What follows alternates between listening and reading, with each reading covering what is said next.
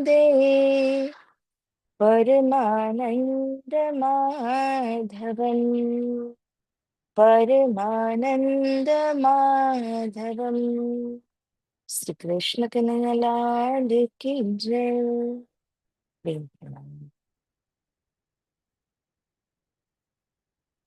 See, now we are to begin with the chapter 9 in Shrimad Bhagavatgita, and the beautiful name of this chapter is Raj Vidya Yoga. See, in this chapter, Raj Vidya Yoga, what has Sri Krishna spoken about? First of all, the word Raj here, it means the king, and the word Vidya, that translates into knowledge, because in Sanskrit, Raj means a king and Vidya means knowledge. So, Raj Vidya translates to the king of knowledge, or the sovereign science, which means the science or the subject above all, which is a great mystery. So, Sri Krishna is going to talk about the sovereign science, or the king of knowledge, Raj Vidya. So he says to Arjun that I am going to impart you this knowledge, this Raj Vidya, which is the spiritual wisdom that transcends above every knowledge, which means that there are so many streams of worldly knowledge, and this knowledge transcends above all those knowledge. And the ordinary material education which we get in our schools and colleges and all around in the world, this Raj Vidya transcends all of that knowledge, which is the material knowledge. And even in the spiritual wisdom, this knowledge is above everything. It is the deepest knowledge that is possibly given to anyone. Therefore, this knowledge offers a very deep understanding of the self, the Atma and Paramatma. Saying so, now Sri Krishna says that, O Arjun, I am going to impart to you Raj Vidya. So, in the very first verse of the ninth chapter, Sri Krishna has said that, O Arjun, because you are not envious of anyone, therefore, I am going to impart you this great Raj Vidya, this supreme knowledge, which is very mysterious to the ordinary people. That's what I'm going to give you. Therefore, now Shri Krishna says it is a confidential knowledge. And through this knowledge, the wisdom which arises in you, that wisdom will help you to go beyond the cycle of birth and death, such as this Raja Vidya. You will be released forever and ever from the miseries of the material world. So, basically, dear friends, Shri Krishna in this Raj Vidya is going to impart that knowledge which will help you to distinguish between the material wealth or the material things in the world, as well as the spiritual arena and the spiritual wisdom which is there. So both the things will come out distinctly, because of which the self will be able to choose not the material things, but the spiritual wisdom.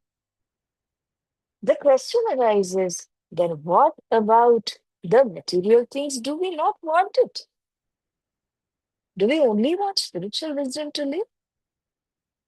The answer to it is, I'm just anticipating your doubt, but the answer to it would be, even when we are in the spiritual world, the spiritual realm, still, what happens is we get carried away by.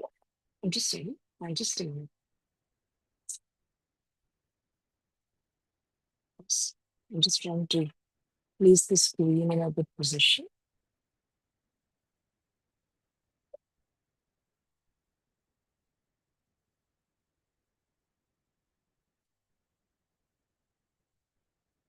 Okay, okay. So, the whole idea of understanding this Raj Vidya or the spiritual wisdom is that even when we are in the material world, we do not get obsessed by the material wants and things so much. We do not get carried away by them so much that we forget the most important part is the self in us and not the body and not the material objects. Usually, we have the tendency to run after material objects so much that we keep aside the self, which is the Atma. We keep aside worshipping, we keep aside the Lord, and we just run after material things.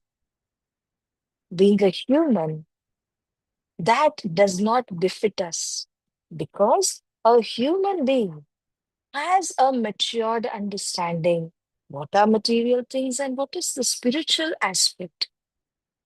He understands that till I am in the material realm, I need material things.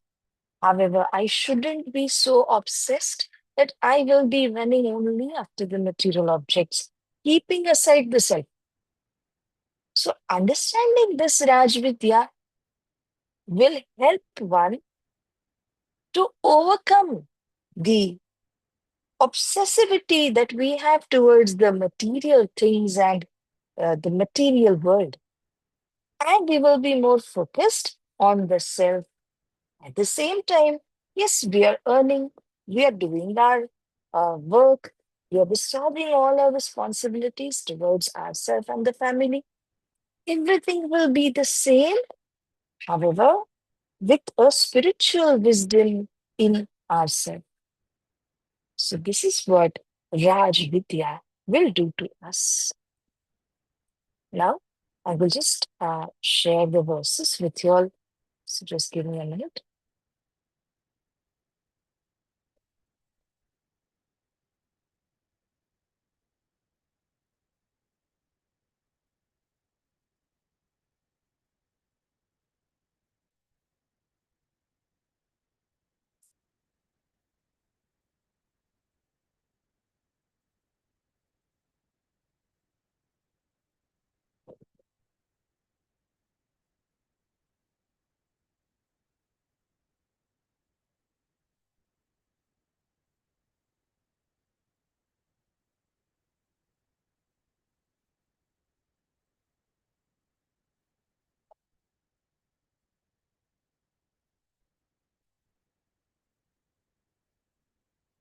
Now, this is what we understood in the intro.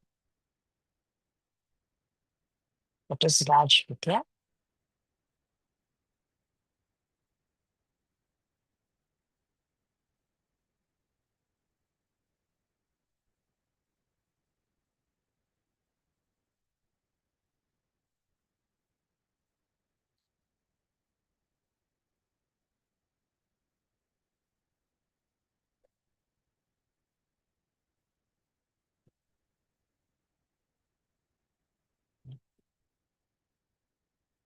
I've already discussed with you all the first verse, so I'm proceeding to the second verse now.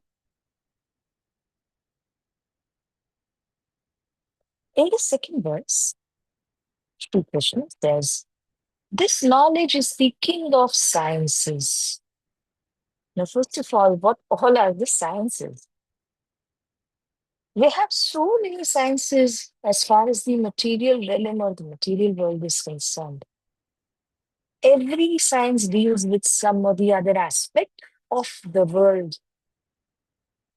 However, no matter how many other sciences you study, you learn in school and college, you may be certified as well in that. However, still all that belongs to the material realm. You're not going about the material realm. All that is the gross world that you are studying in terms of different sciences. Now, Krishna says that what I am going to tell you, O Arjun, because you're innocent, you're not envious towards anyone, not towards me. Therefore, I'm going to disclose the king of all sciences to you. And this is the most profound of all secrets. Look at the introduction, the way he is laying down the foundation for Arjun. That itself makes Arjun alert that now the knowledge which is going to flow from Sri Krishna's heart is something very, very special. Further, Krishna says, this knowledge will purify the one who hears it. So when Arjun in the battlefield is hearing this science, the king of all sciences, Rajvidya, he is going to be purified and thus the delusion which has arisen in Arjun at the start of the war, because of which he got confused, he got bewildered, will end completely. Just as that happened to Arjun, the same thing keeps happening to us in our life as well. We all get bemused or bewildered because of Maya, which is so powerful. It does not allow us to come to a decision. Many a times we get stuck. Should I do this? Should I not? And all that happens because our mind is not clear. What does knowledge do? It makes your mind purified and clear. With a purified mind, you will be able to make your decisions perfectly. Therefore, Shri Krishna says that this science, when you hear to it, when you listen to it, I'm sorry, you will be able to make a perfect decision because your mind is purified, O Arjun. It is directly realizable in accordance with Dharma. So one may think that it is something very great, and I may not be able to realize I'm an ordinary soul. Doesn't matter. This is meant for all the souls. It is realizable to one and all. Further, is it easy to practice? Krishna says yes. This knowledge is easily implementable in your life as well. You may ask, what is the effect?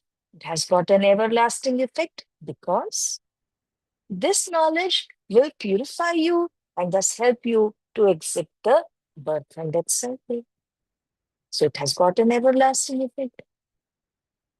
In this way, laying a very, very strong background of this chapter and Rajvidya, Sri Krishna says in the third verse now, people who have no faith in this dharma are unable to attain me.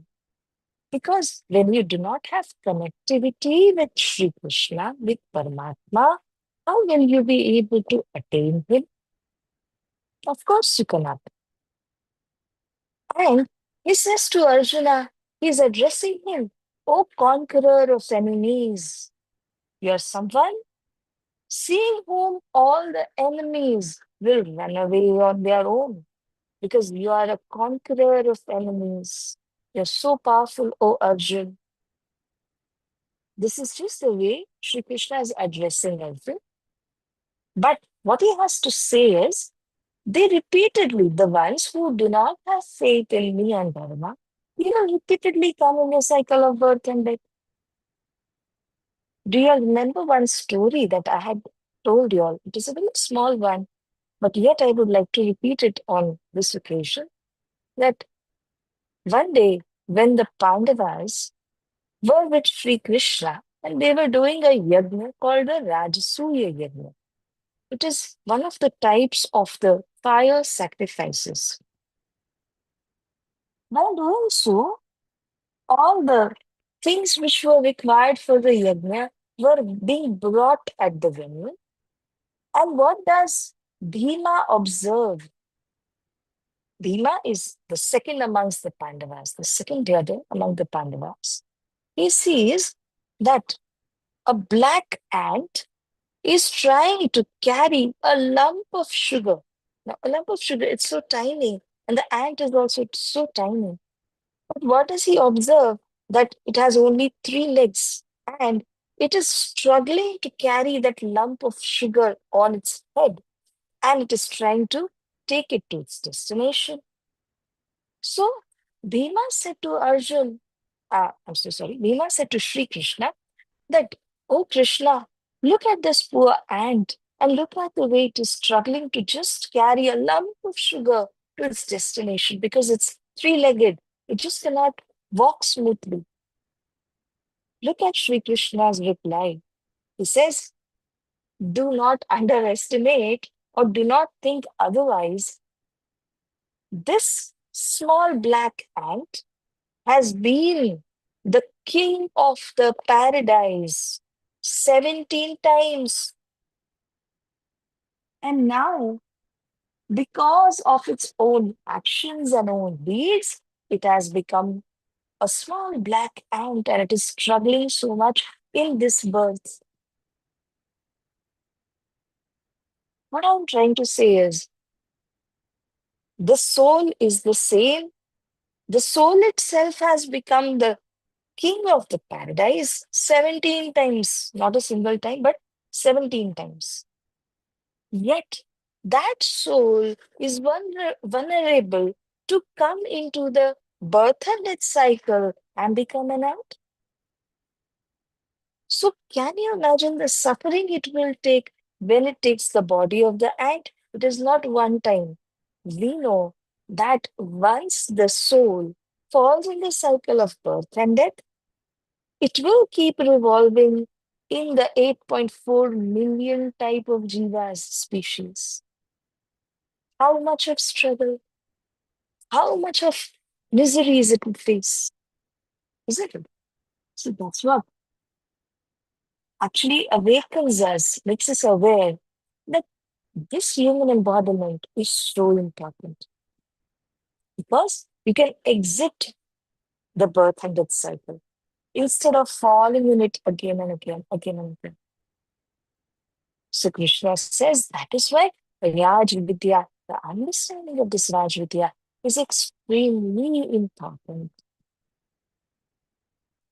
Now, having explained the importance of this, let's look at the fourth verse. This entire cosmic manifestation is pervaded by me. Now, he begins. He says, whatever you see in the cosmos, whether it is animated or unanimated, whether it is moving or it is immovable, every single atom of this cosmos is nothing but me. Sri Krishna says. So in Raj Vidya, he makes it very clear in whichever nation you are and whatever you may be doing, whichever form that you have assumed right now, but everywhere in the universe, you will find me alone because I am pervading in each and every particle, every atom of this world. Right? He says that all that is done by me in my unmanifest form. Dear friends, what is an unmanifest form? You cannot see Sri Krishna with your bare eyes. You cannot see him in every atom, yet he is there. Therefore, he is not in a relevant form, but he is in an unmanifest form. You cannot see him with your bare eyes, but he's always there. So, all the living beings, he says, they dwell in me, they reside in me, but I do not dwell in them. The living beings are dwelling in Sri Krishna only. So, all of us in the cosmos, we dwell in this consciousness of Sri Krishna, but Sri Krishna does not dwell in each and every one of us. So, he is further elaborating on all these points. So, let's take it as it comes. I've given you the fifth. No, I haven't. I'll just give you the next verse.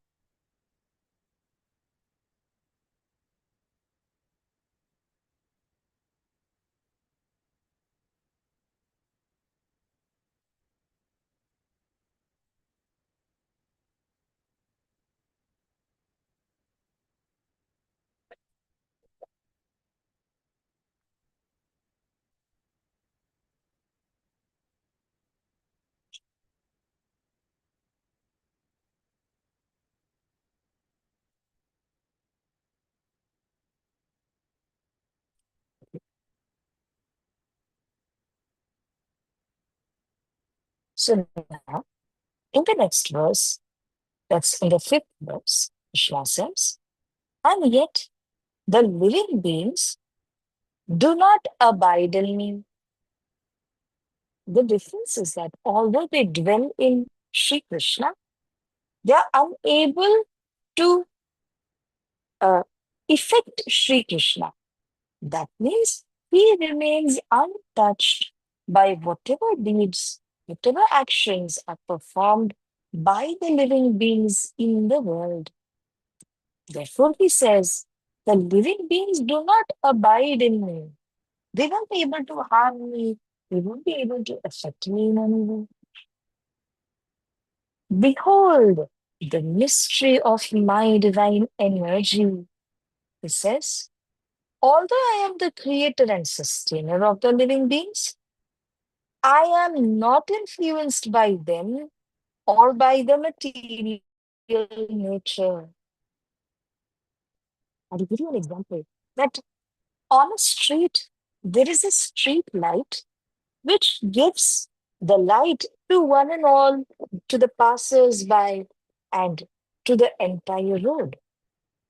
Let's say there is a bench upon which people can sit, and a pair of lovers come over there. Now imagine what is happening.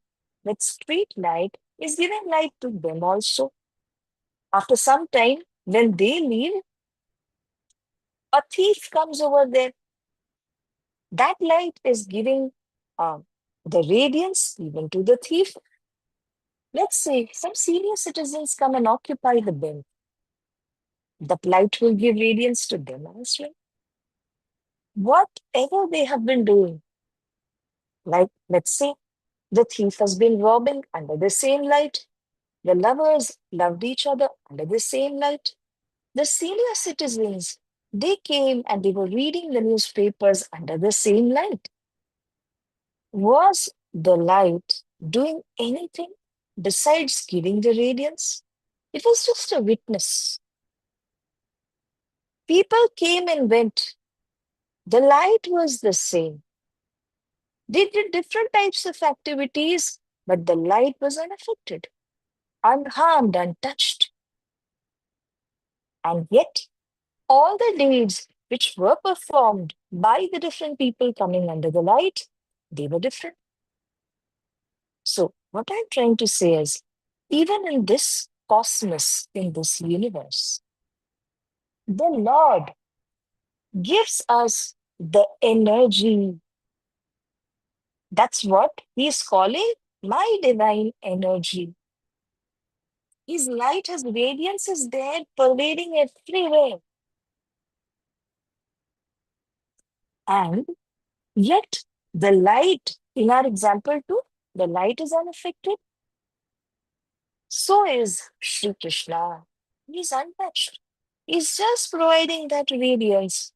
But everyone in the world is doing their own activities. So, no matter whatever activities the living beings perform, they do. But Sri Krishna will remain untouched. That is why he says that although the living beings dwell in me, they do not abide in me. I mean, they do not, their actions do not touch me. That's what he's trying to say. And the next he says that I am the creator. I am the sustainer of this world. Do not forget that. We human beings, we may think that I have become a billionaire. I have so much of name and fame and position to enjoy. And we forget the Supreme Being.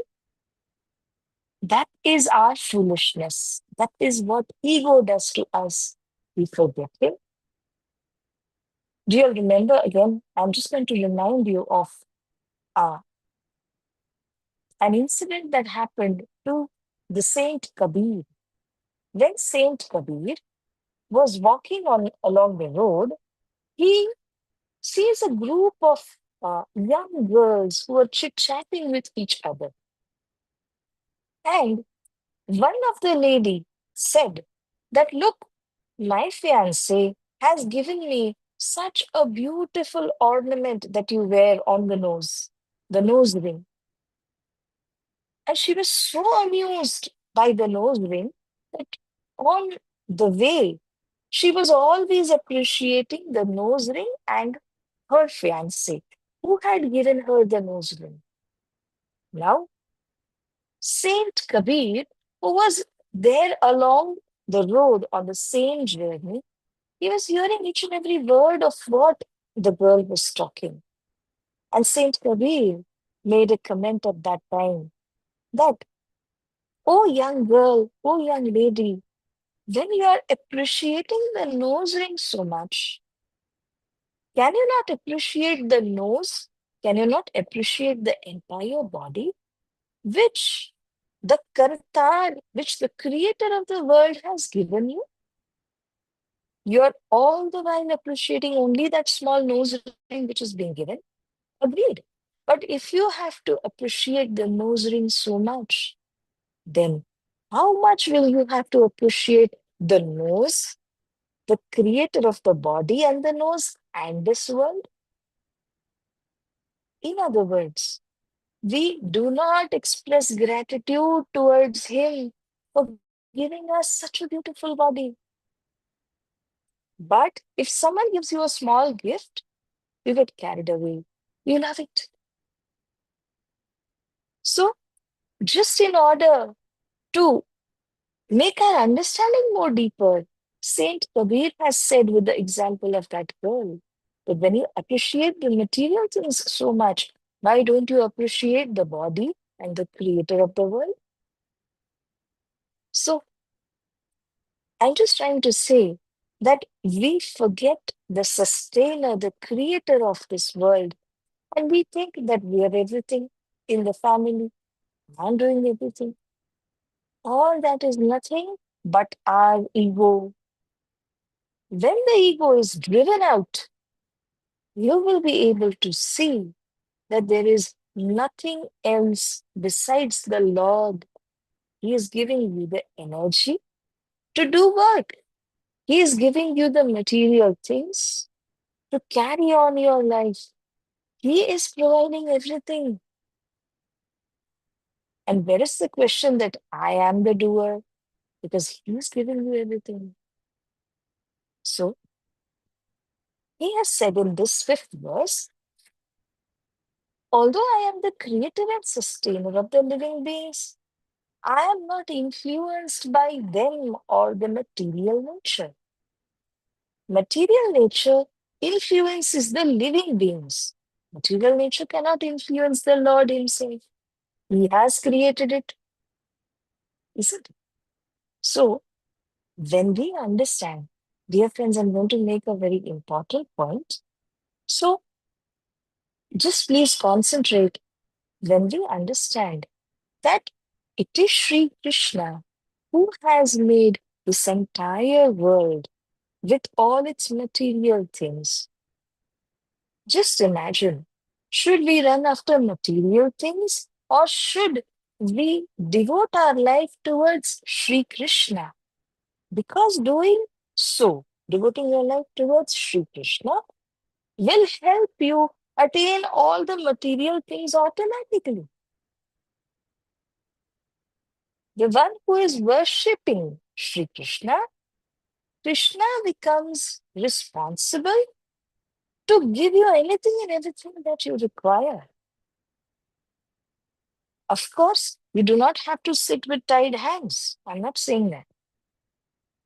You have to do your activities with sincerity, but with the understanding that material things are not the only thing. I have to transcend about the material things and understand the divine energy of Sri Krishna. Therefore, when I worship Sri Krishna, automatically the material things will be attained with my due efforts. So, this understanding has to evolve by our practice, by our worship.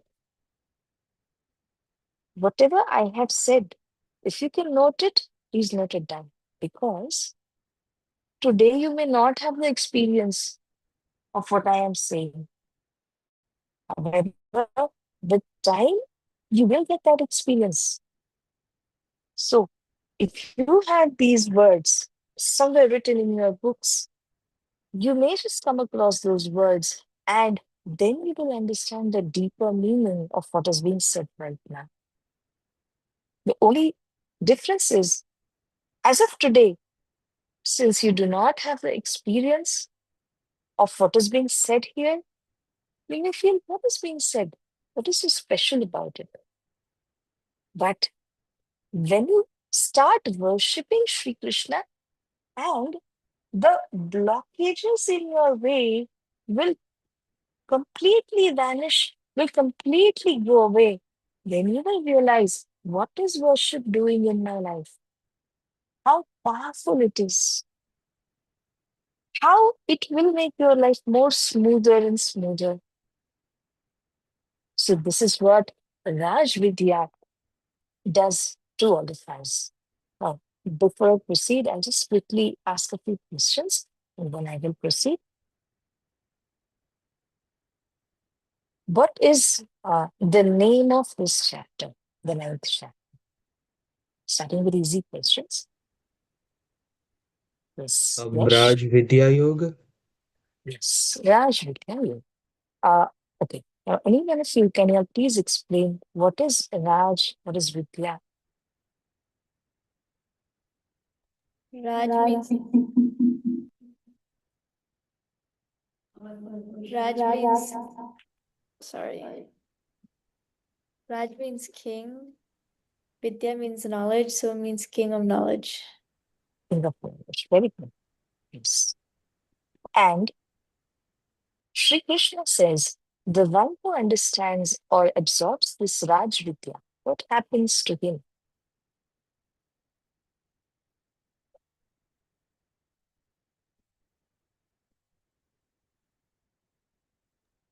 They gain a deep understanding of self, the universe, and the divine. The divine, yes. As a result of which, are they able to exit anything?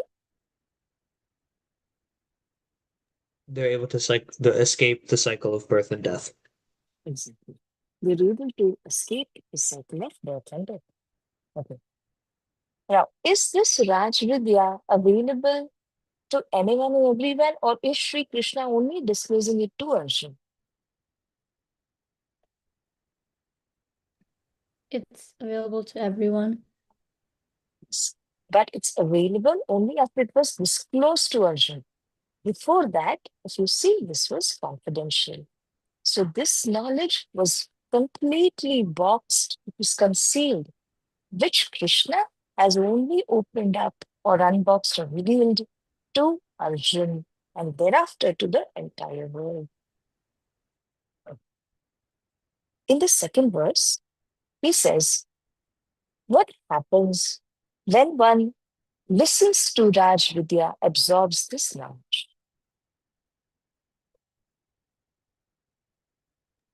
It purifies those who hear it. Yes, it purifies and it makes you realize, you're correct, absolutely. So it makes you realize that there is nothing but Sri Krishna in each and every particle of this cosmos, whether you see him or not. But tell me, dear friends, even when Sri Krishna is there in each and every particle of this world, are we able to see him with bare eyes? We aren't. Yeah. Why is it so? Because Sri Krishna is not in a manifest form. He is there in an unmanifest form, in the form of his divine energy, is there pervading the entire universe. Now, further, Krishna says in the fifth verse that all the living beings, they are in me. But is Sri Krishna in all of them? No, he remains uninfluenced. It's, he remains uninfluenced. He is not in everyone. I mean, he is not in everyone, but yet he is there in the form of consciousness. But everyone is there in Sri Krishna, yet he is unaffected. Now, so this was a small discussion which I just wanted to have. And I'm going to move with the sixth verse. In the sixth verse, now Sri Krishna says, how do we understand that Sri Krishna is there everywhere? To give an example, he has said, just as the mighty wind is blowing everywhere and it rests always in the sky only, yet it cannot be seen. In the same way, the living beings, they also rest in Sri Krishna only. The wind cannot be seen, which means it is there, it can be felt. In the same way, the living beings who are there, they rest in Sri Krishna only, and yet they will not be able to touch him or affect him. So, this was the example that is given by Krishna to explain that the mighty wind which is blowing everywhere, it rests in the sky. All the living beings rest in me. Now, the seventh and eighth verse, he says that at the end of one kalpa, now we'll have to understand what is a kalpa. Shortly, I will try to explain it, but I'm just going to complete reading the sentence. At the end of one kalpa, all the living beings merge into my primordial nature, material energy. At the beginning of the next creation, I manifest them again. Presiding over my material energy, I generate these myriad forms again and again, in accordance with the force of their natures. A few things to understand here. What is a cult? First of all, a cult is where thousands of aeons are clubbed together. It is a huge time. It is said that when 1000 aeons will pass, that makes one kalp. So a big time. Let us say, in terms of our human beings' years, it goes into millions of years. So Krishna says that when this period of kalp will end, at that time, all the living beings who are manifested here, all of them will merge back into nature. Why? At the time of dissolution, all of them will merge back into it, Sri Krishna's material energy, the primordial nature. And after the kalp has ended, there is a time when the new creation will begin. When the new creation begins, at that time, Sri Krishna will manifest those living beings again. At the kalp, the dissolution will take place, and after which the new creation will take place, and those living beings will be manifested again by Sri Krishna. Then Krishna makes this statement that I generate this myriad forms again and again. We see 8.4 million species in the world, and such forms are created again by Sri Krishna with the help of his nature. That is Sri Krishna's nature. Nature means Maya, nature means energy. So Sri Krishna gives birth or manifests through his Maya, through his energy, the myriad forms of these living beings again at the start of the new creation. And this goes on and on.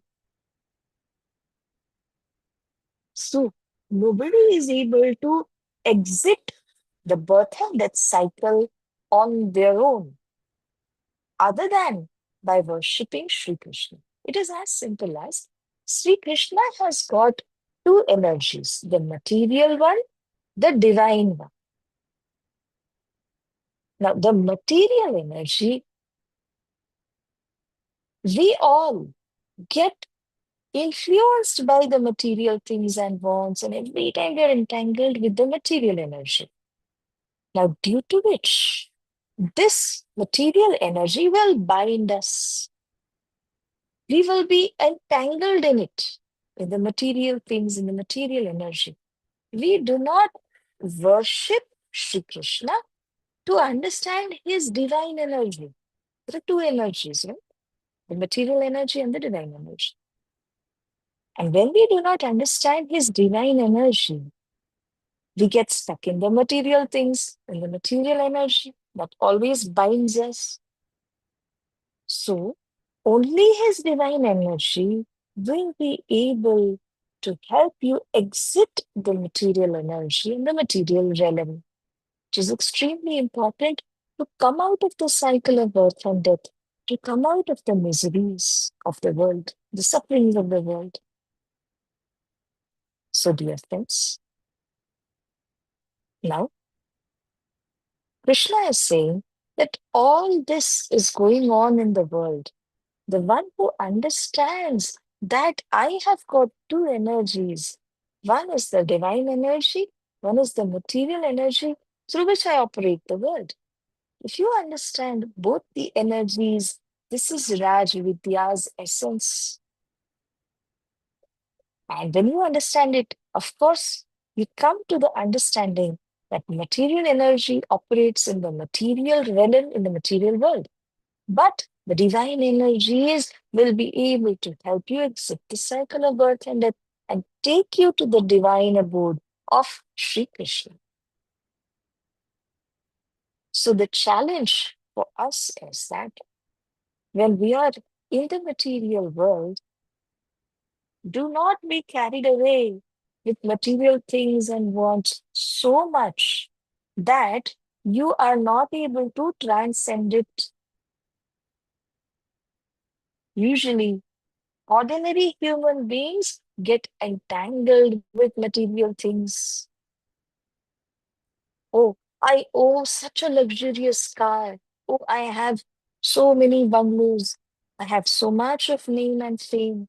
All this is nothing but our material wants and desires, which ultimately do not allow us to exit the material realm and enter into the divine realm. So Raj Vidya is actually helping us to transcend about the material emotion and to reach into the divine realm through worship of Krishna by knowing Shri Krishna. So, in the ninth verse, I think I may not have given you the ninth one. I'm just going to say it. Or should I give it to you?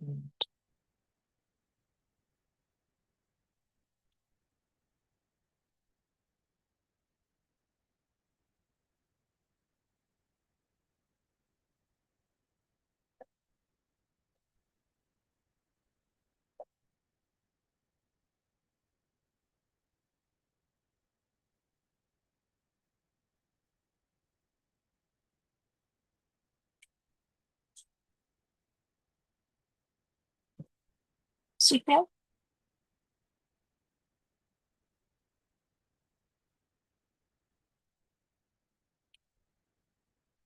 in the ninth verse, Krishna says, O conqueror of wealth, the one who is not deluded no matter how much wealth he has, that wealth is not more than the self for him.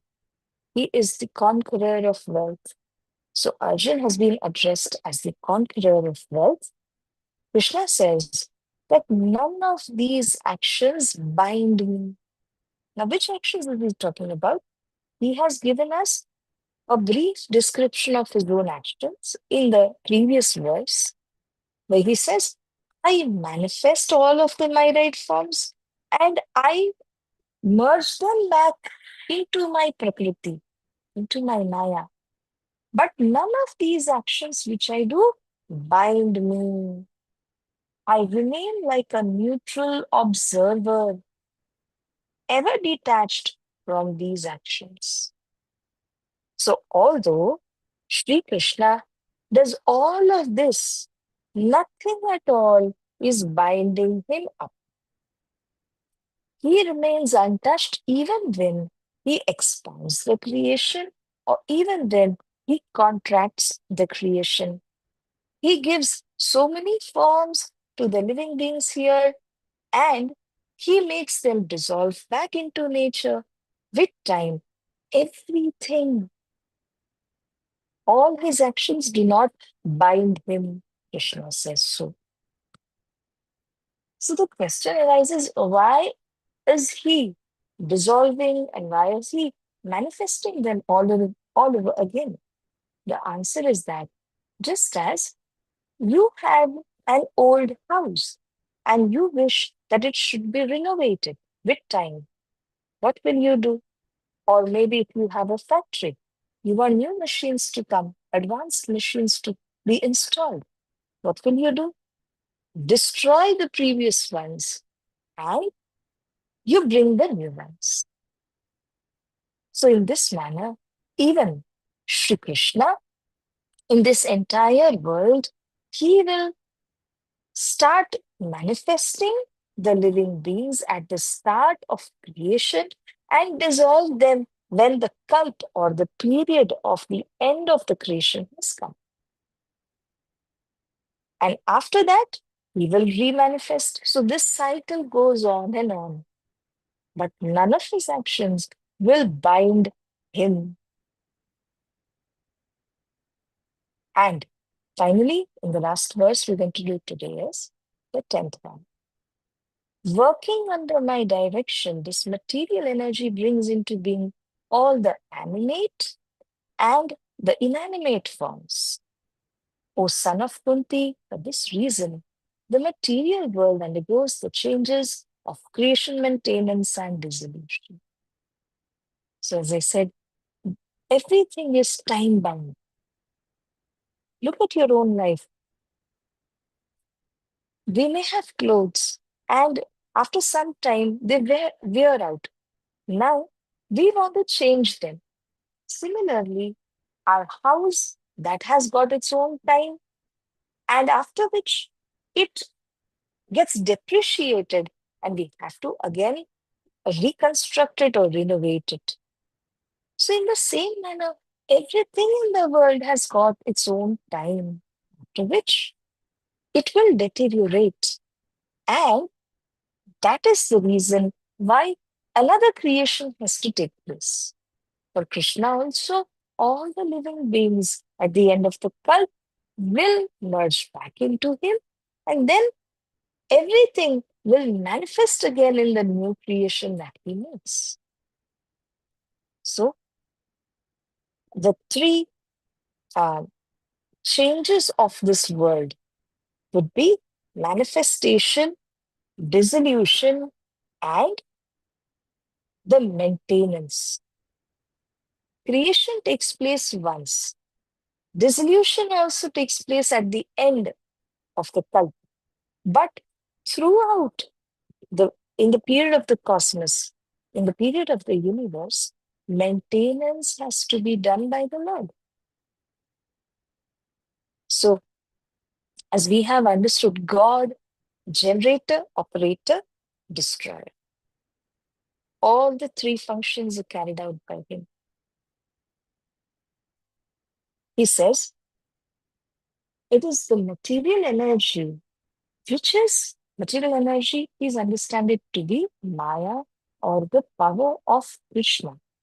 But material energy is giving rise to all the living and non-living, animate and inanimate objects in the world. So, for this reason, the world undergoes the three processes: creation, maintenance, and dissolution. All that is being taken care by the material energy of Krishna. But definitely, beyond the material energy is his divine energy, which we should attain and understand. So, this is so far the essence of today's study of our Raj Vidya concept. So, I hope you'll have had a good understanding of this. Do you have any questions to ask? Okay. So, then I'll quickly ask a couple of questions and we conclude for today. We've already revised till the fifth verse. So, in the sixth one, now, Krishna is giving a beautiful example to make us understand how the living beings rest in him. What is the example given? Like the wind rests in the sky. Yes, absolutely. Very good. Like the wind rests in the sky. Okay. Who gives rise to the innumerable species or to the myriad forms, the animate and inanimate forms?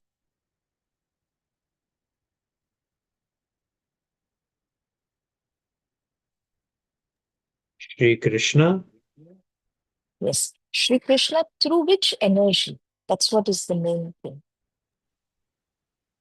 Oh, his material energy. Perfect.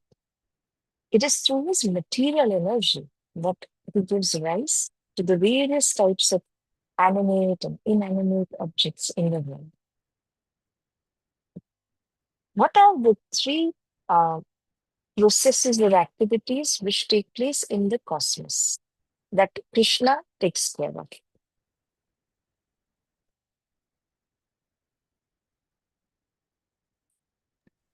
Is it creation, maintenance, and dissolution? Perfect. It is creation, maintenance, and dissolution. Very good. And uh, Is the material energy above all, or is there any other form of energy which transcends the material energy? The divine energy? Perfect. Yes, it is the divine energy of Shri Krishna. But when we get entangled in the material objects, in the material energy, we cannot actually see the divine energy. So this Raj Vidya is trying to open our vision of the heart, of our inner vision, so that we are able to see the divine energy which is pervading in the world. And we are just able to see the material energy right now, and we're not able to differentiate between them. But Raj Vidya helps us understand that there is a divine energy through which Krishna is pervading everywhere in the universe. So the one who understands both the forms of energies and understands the importance of divine energy over material energy, he will be able to worship Sri Krishna and his divine energy so that he is able to exit the cycle of birth and death. This is what is being said in this chapter.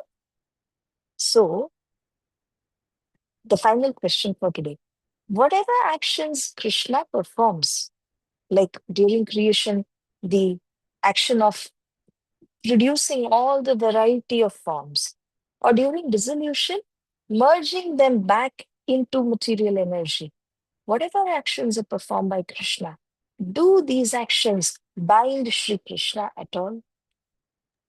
These actions do not bind Shri Krishna. At all, yes, perfect. Because it is part of his activities and he has to do it. So the world is ever changing, it is so fast. And after the time has come for anything to be dissolved or to be renovated, that renovation will take place. So when Sri Krishna, in his cosmos, creates and dissolves, the actions do not bind him at all. That's what is being said. So, dear friends, let us conclude for today. We will say the prarthana. We will conclude. We have done up till the 10th verse. Krishna Kanhaiya Lal ki jai.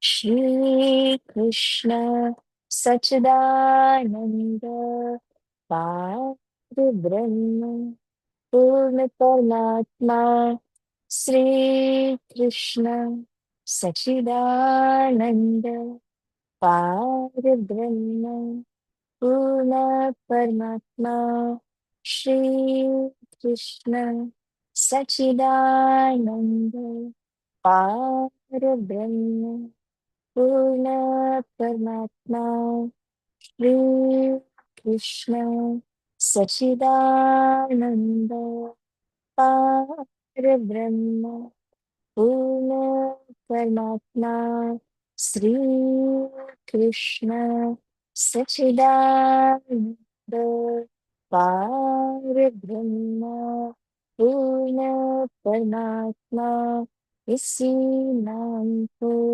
भज भज के सदा सिखाए आत्मा उसी नाम को भज भज के सदा सिखाए आत्मा हे आत्मा श्री कृष्ण कन्हैया लाल की जय श्री सद्गुरु महाराज की जय श्री प्राणनाथ प्यारे की जय कृष्ण प्रणामी धर्म की जय तीनों गुरु धाम की जय बोल बोल पंजे भाले की जय समस्त सुंदर साथी की जय प्रेम प्रणाम अभिमान शिवरात्रि तीसरे पेड़ प्रणाम Pranam Sakhi, thank you for class. प्रणाम Thank you. pleasure Thank you. प्रणाम